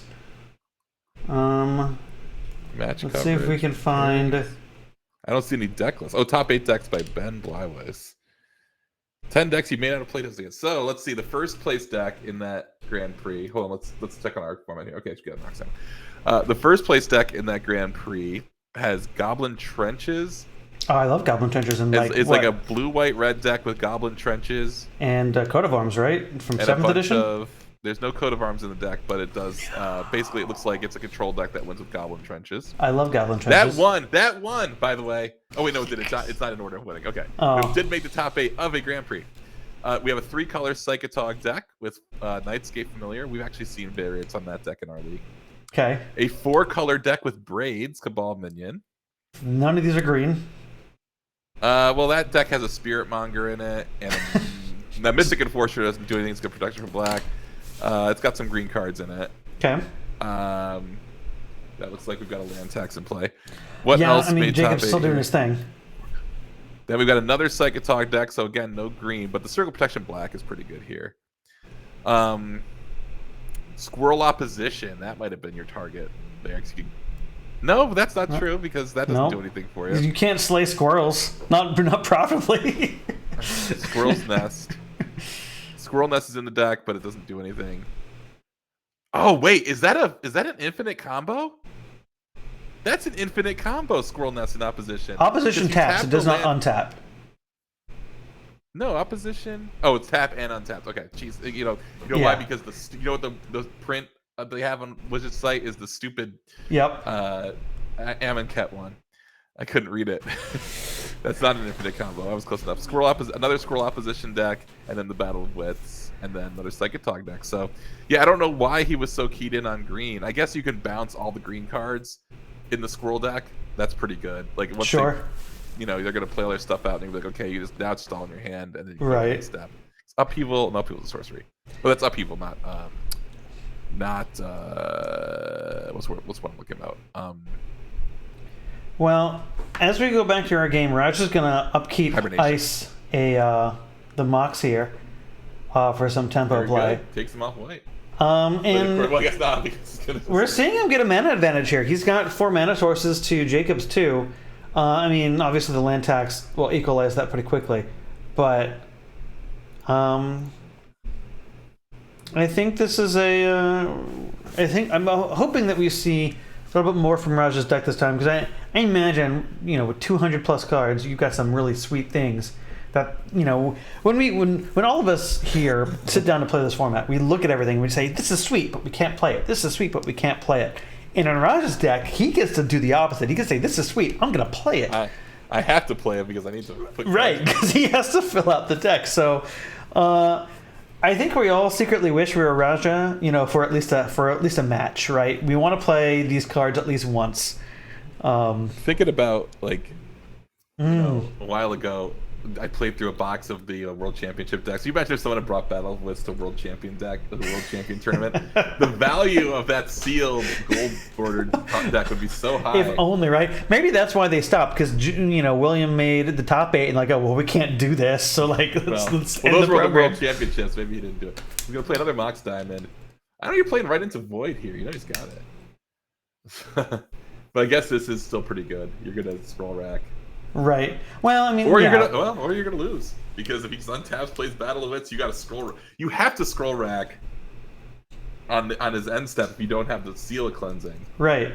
And you either have it in the top of your deck or you don't. And if you don't, we have enough mana you get for the a shovel tutor from land tax, and then you can look for it again. Yeah. And we also have enough mana to tutor. So if we've got a tutor, we've got 1 unknown card and 8 planes. So. The Dream of Battle of Wits. What's the ultimate Battle of Wits play that you've seen? I know the answer, and I'm wondering if you know the answer to this. The ultimate Battle of Wits play that I've seen? That you have seen. There's an answer to this question. Well, it wasn't. It was including cards not in this format, but it was I think it was Enduring Ideal that was cast, and so we could continually cast enchantments from our deck for the rest of the game. The opponent I saw, and so they did some shenanigans, then eventually won with Battle of Wits. Oh, that is actually kind of cooler. It was kind of cool. No, I mean, it's more kitchen table-y, but that is something that I've seen. The one I was thinking that you've definitely seen would have been, because it was constantly played as a clip, was the Star City Legacy with the turn 1 show and tell. And then the person just put in Paddle of Wits, and the other guy put in an Emrakul. And then he's like, okay, well, it's the beginning of my upkeep. I win. I win the game. Oh. And that's kind of, it's like, yeah, all right. That's the one. Wow. So as Chad is pointing out, Diamond, Tax, Rec, and E-Tutor are showing off just how well they play together. It's such a sweet combination, right? And Chad is telling us that I think your clip is from Denver in 2011, which sounds amazing. I mean, let's show and tell. I've got the spaghetti monster. Oh well, much smarter, much smarter than the spaghetti monster. Yeah, summoning sick Emrakul. Well, he's got. All right, Jacob has found the Seal of Cleansing. Now, does Jacob have more than one in the 75? Did he bring any more in? That is the question. The Battle of Wits player would have top 8 if he could have found an Angel's Grace before that event. He was going around asking to get borrow or trade for the card Angel's Grace. I think Angel's Grace is so underplayed. We shouldn't talk about it, but like it's not this format. But yeah, Angel's Grace is way underplayed because one day I'm gonna Angel's Grace with Thassa's Oracle's trigger, and it's gonna be incredible. Sorry, I was gonna look up whether or not he had a second Seal of Cleansing. It does appear this is gonna hit the table, right? Nope, counterspell. So let's concentrate. No, we're gonna. That's concentrate. Right, we're gonna draw cards. Yeah. Oh, so it did resolve, and he's playing a concentrate. Yeah, no, it. I believe it resolved. I saw the C and the 2 loop hips, and then looked away fast. I shouldn't have done that. I mean, that's Odyssey Concentrate. Yeah, so that is the original 4 mana, draw 3, I believe. Draw 3 cards. So that's a really strong card in this position, right? There's no real pressure other than just sort of this land tax engine trying to find the pieces that Jacob wants. And Roger really has kind of time to like find some alternate angles. Now, statistically speaking, 3 random cards off the deck can be anything in this deck. So we'll see if they are 3 good cards and what they do for Roger here. I will say another thing to keep in mind is there's probably 4 Power Blasts in the deck. Like, that's going to be hard for Raja to fight through. That is going to be hard for Raja to fight through. Unless Raja wants to go with an alternative win condition. Like we said there's no green, so there's no way to give us, there's no Shroud here with Grove, but... Another land tax. I mean, we've got enough mana. We could play Battle of Wits and Force of Will, but we still got rid of the Seal of Cleansing. Or not Force of Will, but Counterspell. Yeah, but he's gonna have... The thing is with he's absorbing a... What was that? Oh, a land tax. He wants to Pyroblast this. Oh no! Oh no, are we gonna dig for Pyroblast? Yeah. Okay. God, I wish this engine was still viable in more formats. It's so much fun. So we're gonna 6 cards off that scroll rack. That's pretty good. All right, so I mean, the advantage here is we're going to limit the amount of lands that we get. So we're revealing Power Blast, so now Raja knows that they exist. I think he flashed them to the screen. I don't know if it was maybe he wasn't paying attention. Maybe he was busy shuffling his deck. I don't know. I mean, when you're playing virtually, maybe you're not always looking at the screen during sideboarding. But now that jig is up, so now we know that those exist. One of them down is pretty good. But this is going to give Jacob more resources to scroll rack with. No, I still kind of think I would have let that resolve. I think I would have, because I think he can't beat a Pyroblast on Battle Wits. Like you probably want 2 of them for the backup counterspell. Sure. What do you care if he counters a land tax game too late? You're drawing 6 cards a turn. Well, I think, and you've got a Seal of Cleansing in play. As a control deck, you will lose if you are out resourced. And land tax provides significant resources with this scroll rack. So I think that's part of it, right? If Raja may think that as a control deck, if he can just keep parity, he'll have the advantage. No, Raja was absolutely right to absorb it. What I'm saying is that the Pyroblast there was... I would have let... kept the Pyroblast. I see what you're saying. Sure. Because I think that keeping the Pyroblast there, you probably you really can't lose with the Seal of Cleansing in play plus the Pyroblasts. Sure. Like you have any infinite amount of time to set up a Lightning Rift, and you can even just do it one. You could do it 2 at a time, for 12 turns. The problem, I guess, is the Absorb does gain him 3 life, and maybe like your recursion engine is only the Thran Foundry. Yeah, I mean, but if you're sitting on the Seal of Cleansing and Pyroblast, like you have time. Seal of Cleansing gets rid of the first Battle of Wits, Pyroblast gets rid of the second, conceivably. Well, I would say what I'm saying is an absolute way to recur lands because there's no loam. There's the Thran Dynamo. Yeah, that's what he's got. He's got his Thran Dynamo which is why it's there probably because it is. Yes, someone gains a bunch of life or Thran Foundry, not Thran Dynamo. Thran Foundry, because if you gain too much life, you get out of range, and then you can't. You have to actually shuffle the deck again before you can kill somebody. I've played against Tax Land's Edge decks in. There's your win condition. Played against Tax Land's Edge decks in old school where that's happened, where the person's gained enough life that they actually there's not enough lands left in the Land's Edge player's deck to win the game. Raja's going to syncopate this, and you're going to see what happens when you have a mana advantage. And Jacob is going to decide that he needs this win condition. He's going to go scroll racking another Pyroblast. Now, this is the first. He's done this again twice in a row now. He's scroll racked for a big amount. So the first pile did not have a syncopate exiles. It does. Thank you. There he goes. Okay. His first scroll rack did not have a Pyroblast, so digging deeper isn't going to do too much for him right now. Although if we've shuffled the deck, then that has changed. But he would have shuffled it from land tax. Yeah. Well, all right. Well, we didn't find a Pyroblast, or we just decided it was fine. See, but the thing is, like that's what I'm saying. I don't think he needed that second land tax. I got a second lightning rift. Maybe that's why he let it resolve. Sure. So. Yeah, there's your clock. It's 3 a turn. It's gonna be. It's a slow clock, and maybe that's just what Raj is trying to do. Because, I mean, other than Lightning Rift, the only other win condition is Decree of Justice. Yeah. So if we just stop Jacob from having win conditions, then Raja has the inevitability he's not going to get out decked. That's for sure. Even if Jacob is able to recycle his library, he's still not going to get out decked. Yeah, definitely. That's what's funny about that is that's all those cards exile themselves. You can't constantly reshuffle your library. The red-white shell with land tax and skull rack. You got so many directions. What I love about it is very flexible, and actually all of them do play very differently. Right. Like there's a much more prison-y version that really goes for the lockout. All right, Yawgmoth's Agenda. Do you know what that does? You can't cast more than 1 spell each turn. You may play lands and cast spells from your graveyard. If a card would be put into your graveyard from anywhere, exile it instead.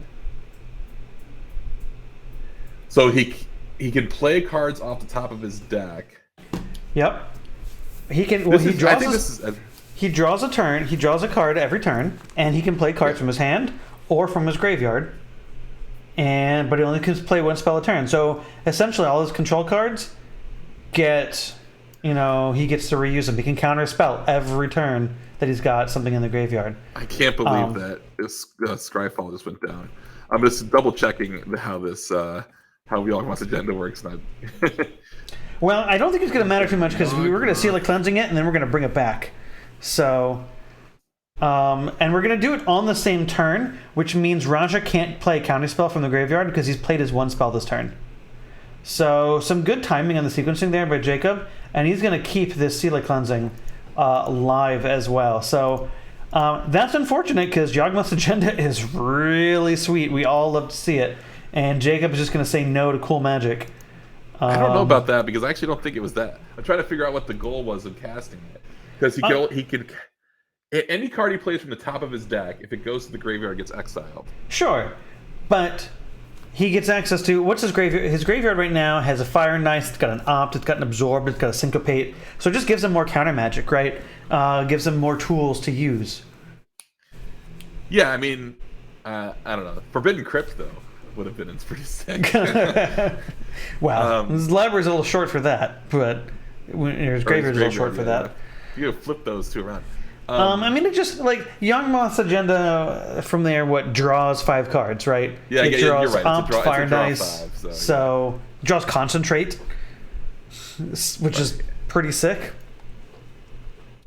So we're going to resolve another Lightning Rift here, and that's going to start allowing Jacob to turn the screws a little bit faster here. He's going to play a land drop because Raja just keeps making more.